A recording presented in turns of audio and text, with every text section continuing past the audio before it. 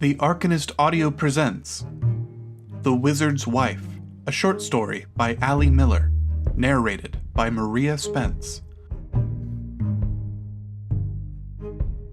It was the best smell in the world. Fresh coffee perched on a tray hovering towards her from the open bedroom door, an earthy aroma drifting in its wake. Sitting up in her bed with a stretch, the tray sat itself down on her side table. Silvana Shadewillow graciously accepted the cup, delighted by her husband's thoughtfulness. Drawing in a tentative sip, her eyes fluttered shut when she tasted it. Extra cream, a dash of sugar. It was her perfect cup of coffee. When she opened her eyes again, she finally noticed the accompanying little breakfast her sweet Marcus prepared. As she luxuriated in the warmth of both the gesture and the meal, an unnaturally cool wind crawled down her spine. A bristling, tingling sensation, raising gooseflesh all along her back. It must be the coffee, she thought, shaking off the feeling by tossing aside the covers. The gentle rays of sunlight filtering through the windows pulled her back into the moment as she climbed down from her bed. Silvana was blissfully unaware of the thing beneath it, hungrily watching her. The wardrobe swung open as she approached, the dresses within drifting forward to present themselves one at a time. She flipped through each of them like pages in a catalog. Silvana's room was full of many such enchanted luxuries, all thanks to her husband's careful tinkering. That he devoted so much time and care to small, innocuous things always made her smile. The thing under the bed watched her dress, reviled by her joy. It would take it all away in an instant if it could. It yearned for those brief moments of shadow, stray thoughts hidden behind distraction. A cool breeze cut through Silvana's coat as she trekked out the back door and mounted her bike. She figured out the quickest way to the college was to go in a straight line, and though no such roads existed, the bike knew how to fly. Picking up speed, her bike lurched and rose into the air. In this airborne commute, she mingled with the city's wealthy and gifted, only for whom flight was normally reserved. Enchanted by the waking life of the city below, she failed to notice the inky black tendrils trailing behind her, nor the shadow clinging desperately to her billowing coat. Arriving at the main lecture hall, Silvana secured her bike to a security rack beneath the building's looming shadow. With a tug of brass handles, she pushed open imposing doors of worn, dark wood. They made her feel insignificant and small as they screeched open in the dimly lit, silent corridor. When she finally made it to the safety of the administrative wing, she was greeted by the radiating heat of a large, roaring fireplace, which never went out. Glowing orbs twinkled like stars within a shadowy void overhead as she walked among thick, stone columns toward a small, wooden desk sequestered near her husband's vacant office. The desktop was illuminated by a floating crystal ball, joined by a grandiose armchair. Much like other gifts provided by her husband, it was enchanted to be as comfortable as possible. Silvana dropped her bag, sat down, and drew out her quill. For a moment, she only stared at the wall, tapping the tip of her quill on her armchair as she contemplated the mountain of paperwork sitting before her. The only way out is through, she thought, sighing as she began organizing the pile. Shortly after she fell into the rhythm of her work, a student came in looking for the headmaster. As his secretary, Silvana dealt with all individuals who sought him out when he was away on business. This happened much more often than she would have liked, considering the mass of paperwork she had to get through. Every visit was an affront to her focus. Even if this latest outing was a last-second decision, he needed to make better announcements. The next person to interrupt her workflow was a dean, judging from how they held themselves. Silvana stood up as they approached, a respectful custom at the college. "Greetings," Silvana said. "How may I help you?" "Yes, is the headmaster in?" Not even a hello back. Okay, then. "No, something came up," she smiled, attempting to keep the situation under control. "He is taking care of personal matters today. I would be glad to take a message for you." "What kind of personal matters? We had a meeting scheduled today." "It's private. I apologize for the inconvenience. I'm happy to reschedule your meeting for a day this week that works best for you." The dean's eyes narrowed, probing her as if searching for some crack in her presentation. Silvana felt their resentment, as if it were her fault her husband failed to show up today. The shadow, now Doubt, crawled up and around her neck from under her desk. Its long tail slithered down her spine, and she grew uneasy. Moisture appeared in the palm of her hands, a shiver rolling from her neck to her toes. The dean was angry. It was obvious, but it wasn't her fault. After a long moment, they asked, "Can't you message him for me?" Silvana's smile faltered. The deans knew she possessed no magical talent. Marcus informed them when they were all hired to avoid future confusion. "I'm sorry, but I can't do that. I can write one down and pass it along later," she responded, trying not to overthink it. "Why not? Surely he will respond to you, of all people." I can't do that. He might be in the middle of something important. I don't have any way to do so either. No trinkets or innate magical capabilities," she explained, forcing the smile again. Silvana locked eyes with the dean, scanning for any micro-expressions that might hint at their inner thoughts. Doubt's constant shrill voice spoke in her ear, pointing out details supporting the notion of the dean's resentment for her. Silvana's heart pounded loud enough to deafen her to her surroundings, but she tried to ignore it. She did everything to adhere to the strange propriety of the magical world, but all she could do was fidget and languish beneath the dean's gaze. "I see. Well, I will leave the message with you, hoping it will be passed on." "Well, that's rude." Without saying anything else, she wrote down the message on an index card. Then, when she finished, it folded itself into a bird, flying into the headmaster's office. The dean left unceremoniously, not a thank you or any other pleasantries she was expected to return at all times.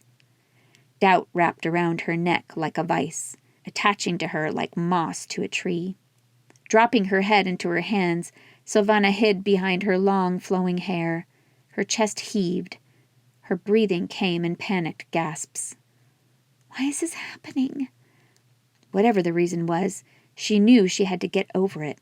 Silvana forced herself to take deep, slow breaths, steadying her mind from all the troublesome thoughts and feelings distracting her from her work.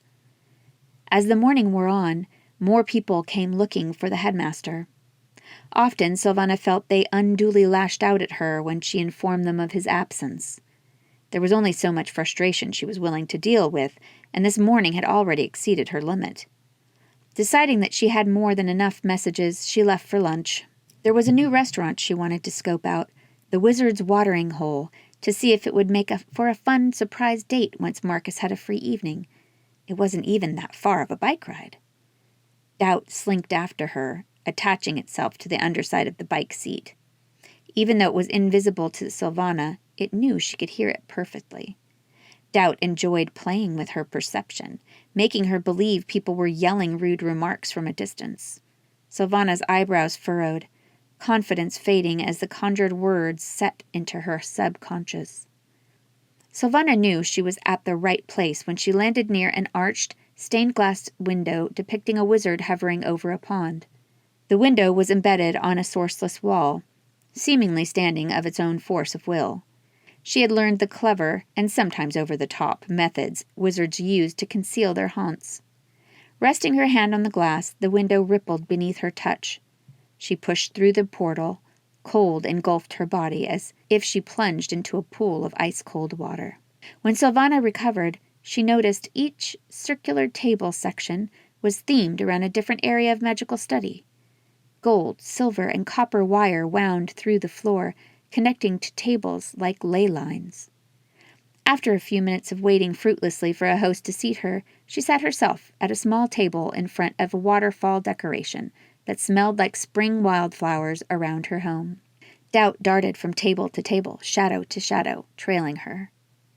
The extensive menu covered everything she and Marcus enjoyed about fine dining. She heard every dish was accompanied with a brief show.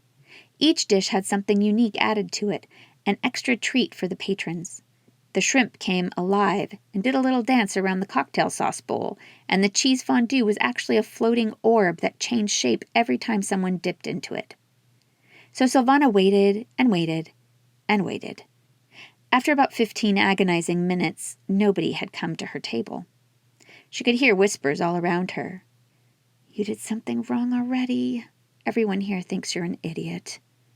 Trying to reject that intrusive thought, she stopped the next employee she saw wisp by. "Excuse me, how do I order?" she asked, holding onto their sleeve. The man stopped, looking down at her with a mixed look of shock and, is that look disgust? It couldn't have been. She didn't do anything wrong. "You send a message to the cooks in the back." "Well, what if you can't cast magic?" He squinted his eyes. "Then why would you come to a mage-only restaurant?" "To try it out, so I can come back with my husband later?" "Well, I'm here now. What would you want to eat, then?" Seeing his blank stare from below, the server looked annoyed by the accommodation. After Silvana placed her order, it looked to her he walked off in a fit like a petulant child. Alone with her thoughts, she wondered what she did to deserve that kind of response. How could they be so brazen about not liking non-mages? It's illegal to discriminate against people like me, isn't it? I should never have come here.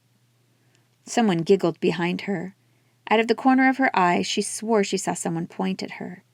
Silvana imagined her curt discussion with the server became the small talk of the cafe. Over the next few minutes, she counted 3 more people peeking over at her before rushing back to their conversations. Guess they don't get a lot of gossip here. "They think you're an idiot," Doubt told her, a voice in her head becoming hard to ignore. "Why did you come here without asking around first? You knew they only served magic users." Fixing her eyes on an imperfection in the table, Silvana folded her hands into her lap, gathering her willpower. She will not cry in public, not from this. Why would they act like this? Feeling its strength rapidly grow, Doubt shifted from under the table to sit next to Silvana. It listened to the voices around them, kicking its feet in delight at her distress.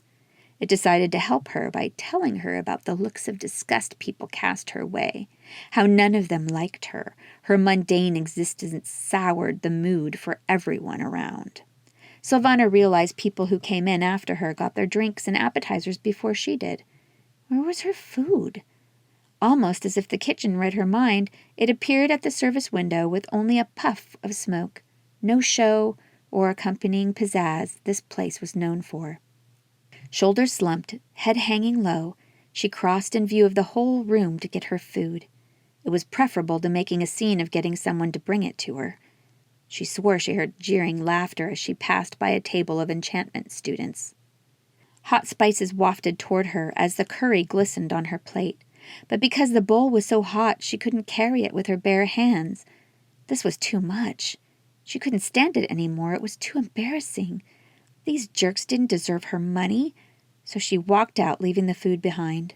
Doubt jumped up and bounced away from the table to catch up to Silvana, growing in size with every shameful step she took.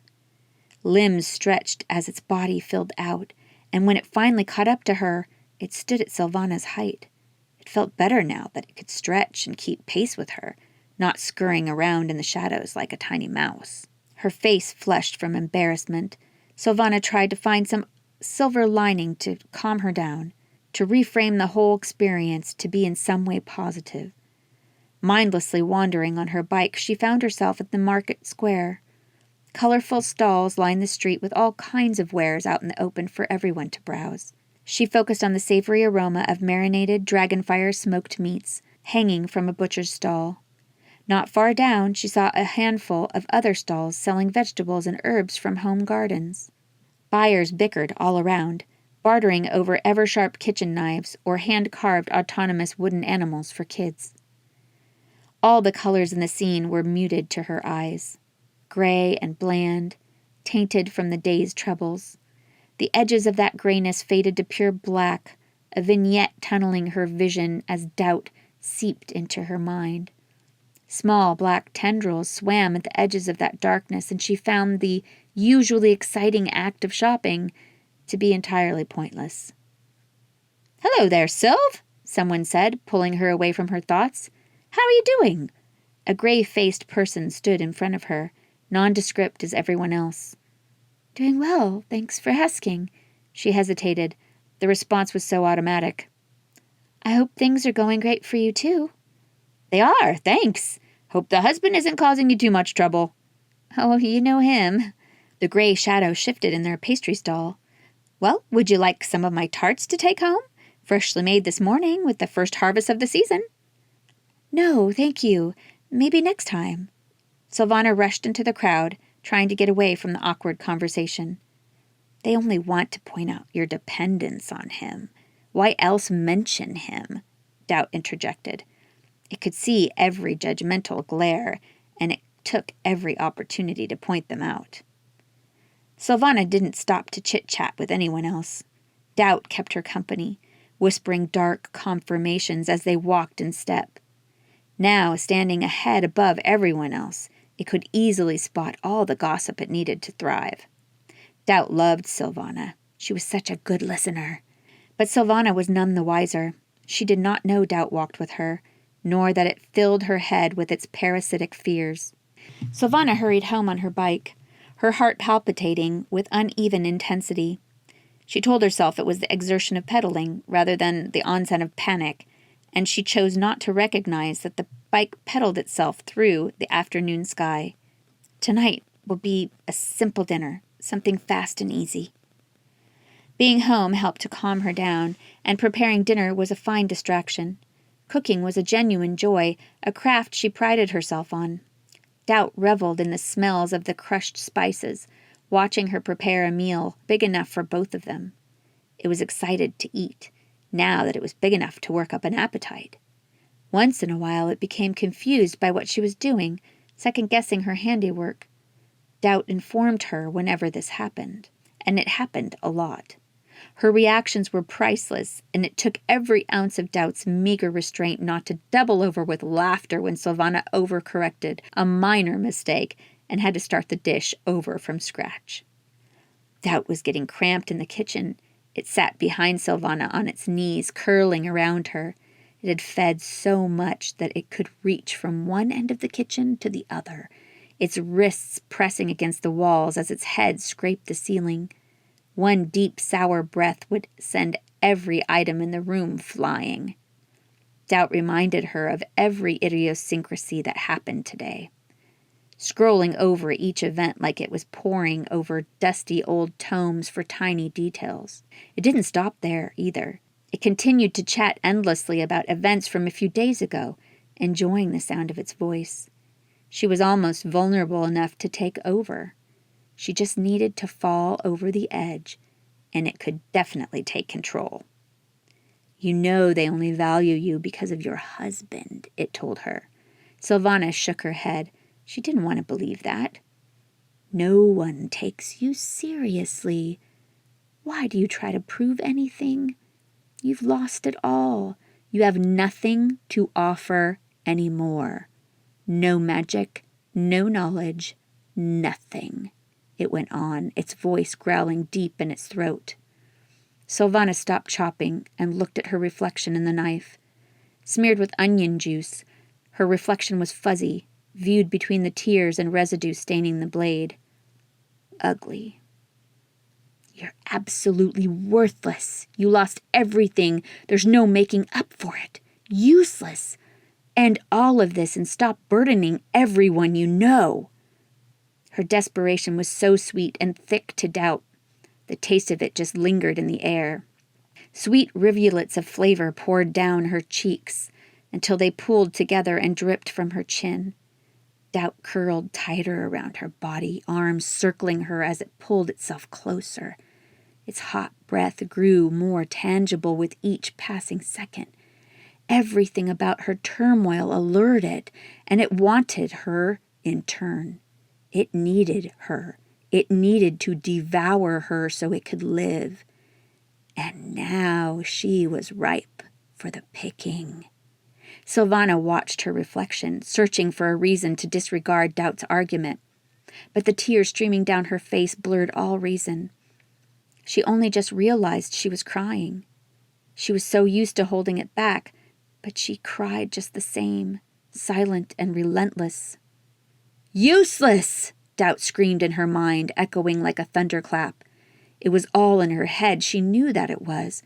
That didn't make Doubt's words less real, didn't assuage the dark urge they goaded. Another urge, her desire to cry out for help, bubbled deep from within her chest and up her throat, but nothing came out. "I'm just a burden. Well, there is a solution for that. For now and forever." "Silvana, I'm home!" Jumping out of her skin, she slammed the knife down on the cutting board. Silvana rushed over to the icebox, pressing cold cubes to her face so he wouldn't know she had been crying. She thought of myriad excuses to respond to his probing concerns. She'd been cooking with strong onions, she stubbed her toe. Doubt panicked, scrambling and flailing about, searching for a hiding place, bumping into everything its non-corporeal body disturbed nothing. Whenever it did hit something, a chunk of itself sloughed off, vanishing before hitting the ground. By the time it finally found somewhere to hide, a third of its form evaporated. It cursed its missed opportunity. "I'm still working on dinner," she called back, pretending to search through the icebox. "I brought you something you'll love." Marcus Shadewillow walked into the kitchen, holding a steaming mug of tea and a scone with a bite taken out of it. "Whatever you're cooking smells amazing, by the way." "Thanks, but you always say that," Silvana said, face still buried in the icebox. "Doesn't make it any less true. I also got something for after dinner, for the two of us." Silvana heard him settle in at the dining table to relax. Taking a slow, small breath, she grabbed something random from the icebox. "Thanks a bunch for the surprise this morning, honey," she said, trying to sound normal. "I loved it." He had coffee ready for her every morning, and she always savored it. It was always something to look forward to, something that made the sun shine a bit brighter every morning. His grin was just as bright, spreading from ear to pointed ear. She pulled herself to her feet and for a moment just watched the lanky goofball she cherished so, swelling with pride. His light drove back the gray fog, clouding her vision. Color returned as she got back to preparing dinner. Doubt wailed in the corner of the room, the agony of its body melting away from it. All her self-doubt and fears were shrinking. Doubt still felt their echoes. The black tendrils still lingered in the background. Its only comfort was, inevitably, it would have another chance to claim Silvana. All it had to do was wait. Dinner was per the norm for Silvana and Marcus, chatting about their day. When Marcus asked about how work was, she did her best to deflect his questions. Their conversation grew quiet after that. "Silvana, is everything all right?" he asked, setting his fork down. She hesitated. "Yes, everything's fine. Why?" "Dinner is great, don't get me wrong, but it is extremely salty. Again. I mean, I screw up once in a while. Sorry." "Sylv, you love cooking and always have a pep in your step when in the kitchen. Experimenting is one thing, but this feels like you're distracted. What's bothering you, Starlight?" Marcus's steady gaze absorbed her. His eyes locked onto hers. He leaned forward, put his elbows on the table. It hurt to see him worry. Silvana folded her hands on the table. She noticed a stain on the dark wood and wondered how Marcus's cleaning spell missed it. By the dark gods in hell, this is hard. She didn't know how to go forward. Their marriage didn't last this long by not understanding each other, but that didn't mean that it was easy to be understood. Silvana sighed, wiped her eyes, and told him what happened that day. She told him everything, every dark thought and worry that clouded her. She was clear and calm, ensuring he understood her perspective the best he could. When she finished, they both sat in agonizing silence. She languished beneath the worry she had somehow broken something that couldn't be fixed. "Why would you look into that place for lunch?" he asked. His voice steady. It didn't sound accusing, but she couldn't tell. I thought it would be a good date spot for us." "Well, that's very thoughtful, but That place is awful. I never brought you there because I knew they would discriminate against you. I just can't stand for that. I was just trying to—" Her lower lip quivered. She looked down at her untouched plate.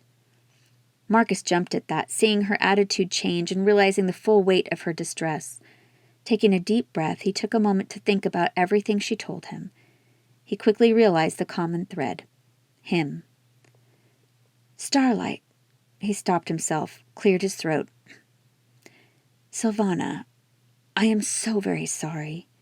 Even if these sour interactions had no malice behind them, even if all this is in your head, it's clear my peers and staff don't respect you. I cast a very large shadow over you.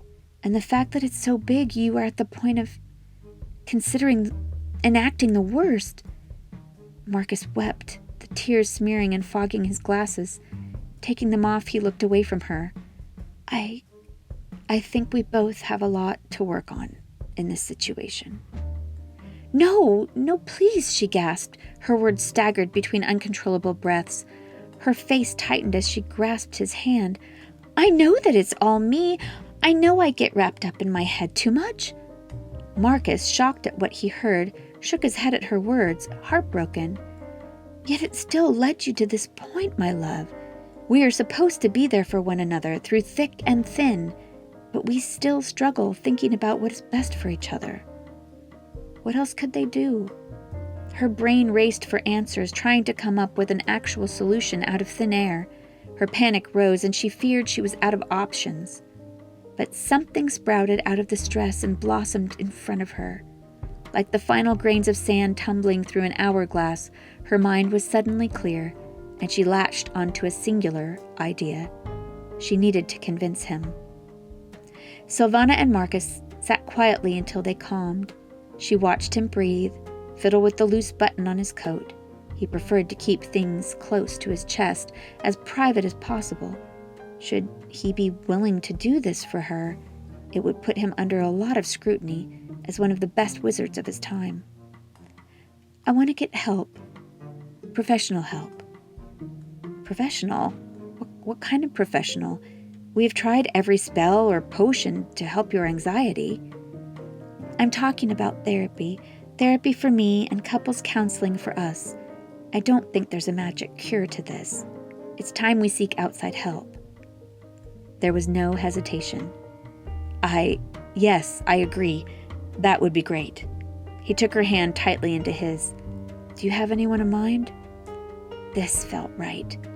She couldn't explain how, but it would be the right direction. It felt like real love and healing. She felt cared for in a way she'd been missing for a long time. In the shadows, doubt stirred. It was tired. It needed rest. It would try again soon.